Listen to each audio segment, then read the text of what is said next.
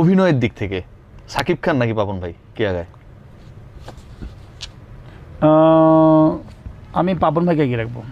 তাহলে তো বরবাদে উনি থাকলে আরো ব্যবসা ভালো বিকজ হচ্ছে যারা প্র্যাকটিক্যাল অভিনয় করে, ধরেন ওটা ওই সাকিব খানের অভিনয় আমরা জানি যে সাকিব খান এটা তো অভিনয়ই করছে, হ্যাঁ ওই মেকআপ টেকআপ লাগায় অভিনয় করছে, কিন্তু ইনারা ইনস্ট্যান্ট এমন কিছু একটা কথা বলবে আপনি টেরি পাবেন না যে আরে শুনে মনে মধুর মতো ওয়া আরে তাই তো, আসলে তা না। আচ্ছা, তো এটাই আর কি ফ্যাক্ট। মানে বিশেষ করে পলিটিশিয়ানরা, আমি সব পলিটিশিয়ান না, কিছু বাজে পলিটিশিয়ান থেকে আমি বলবো যে তারা এমনভাবে কথা বলে, মানুষকে এমনভাবে কনভিন্স করে, নাকে হ্যাঁ হ্যাঁকে না বলে সুন্দর করে বেরিয়ে চলে যায়।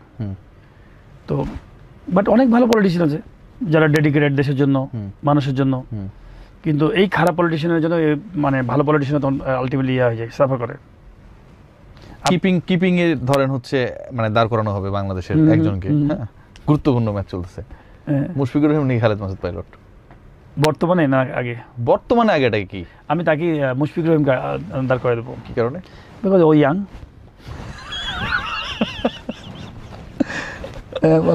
ফিনিশিং রোলে মাহমুদুল্লাহ রিয়াদ, জাকির আলী অনেক, যে ভালো ফিনিশ করতে পারে। এখন এটা অনেক সময় দেখা গেলো যে ফিনিশিং এ অনেক সময় দেখা গেলো ভালো প্লেয়ার পোলার ফিনিশ করতে পারে না, আবার দেখা গেলো যে একটা এক বলে 6 মারা দরকার, জাভেদ মিয়াঁ এক বলে 6 মেরে দিয়েছে চেতন শর্মাকে। তো এটা বলা কঠিন যে মাহমুদুল্লাহ রিয়াদ একটা ভালো ফিনিশার ছিল তার সময়, সে বেস্ট। জাকির আলী অনেক কেবল আসছে, আপকামিং প্লেয়ার, তার মাধ্যমে অনেকগুলো হবে আশা করি। দুজন জায়গায় বেস্ট, সময় আলাদা আলাদা পার্থক্য করতেছেন। কোহলি নাকি সচিন? আমি সচিনকে এগিয়ে রাখবো, সচিনকে এগিয়ে রাখবো। ম্যাকগ্রা, ওয়াসিম, দুজন দেখেন এমন এমন প্লেয়ারের কথা বলছে, এদের সাথে কম্পারিজন হয় না। কম্পারিজন হয় না, কে বেটার, কে আপনার, আপনি পিক করবেন কাকে? আপনি মনে করেন এখানে আপনি তো বিপিএল এ তো ড্রাফটে দাঁড়াইছেন, বসছেন, তখন তো আপনি ঠিকই পিক করবেন। আমি ওয়াসিম আকরামকে পিক করব। হ্যাঁ সেটা বলেন, ঠিক আছে। ওয়াসিম আকরাম ফ্ল্যাট উইকেটে হোক আলাদা কিছু। ওকে, তারপরে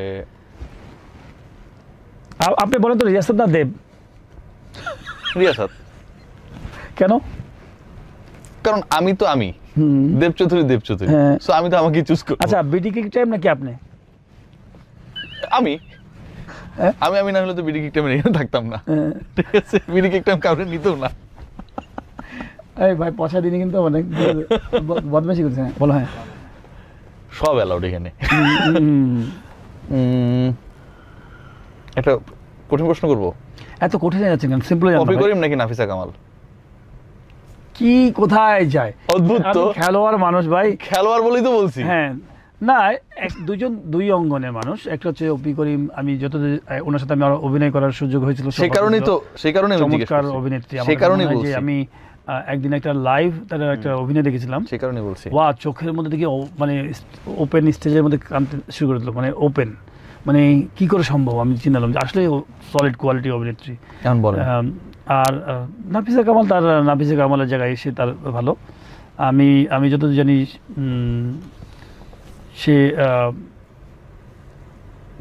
সব সহজ প্রশ্ন করছে, কিন্তু একটা টিম চালাতেন কুমিল্লা ভিক্টোরিয়ান্স, এবং আমার কাছে মনে হয় হ্যাঁ কুমিল্লা ভিক্টোরিয়ান্সে ছিলাম, সে তার জায়গা থেকে বেস্ট ট্রাই করেছে কুমিল্লা ভিক্টোরিয়ান্সকে রেজাল্ট করাবার জন্য, এবং অনেক ডেডিকেটেড ছিলেন। টিম চ্যাম্পিয়ন হওয়ার জন্য সে পাগল থাকতেন, যদিও হার মানাটা পছন্দ করতেন না, কিন্তু মাঠে তো আপনাকে হার মানতেই হবে, যে খেলার মধ্যে যখন আসবেন, এবং অনেক কিছু মানে মানতো যে মাঠে আসলে হেরে যাব, এই জন্য বাসা বসে থেকে দেখতে হবে, এরকম অনেক কিছু মানে থাকে না, যে এগুলো মানতেন। তো এক একটা মানুষের ক্যারেক্টার একরকম থাকেই। সাকিব নাকি তামিম? ড্রাফটে বসছেন আপনি, চুজ করবেন এবার। এখন ড্রাফটে বসছি আমি, কোচ আমার ওপেনার লাগবে না অলরাউন্ডার লাগবে? Simple, opener allrounder. আপনি বলেন আমার কোন জায়গায় ল্যাকিংস আছে আমার টিমে? আপনার টিমটা দেন আমাকে। আপনার টিমে আমি বললে তো আপনার টিম, আমার যদি আমি এটা বলবো কেন? না, আমার যদি ল্যাকিংস থেকে অলরাউন্ডার, যে একটা লেফট আর্ম স্পিনার লাগবে, তাহলে অবশ্যই ব্যাটসম্যান লাগবে। লেফট আর্ম স্পিনার অলরাউন্ডার, তাহলে আমি অবশ্যই মাঝে ব্যাটিং করার জন্য বা উপরে যেটাই হোক একটা 4 ওভার বোলিংয়ে নেবো, আবার ব্যাটিংয়ে নেবো। আবার যদি ট্রু একটা ব্যাটসম্যান লাগে, তাহলে তো আমি সিম্পল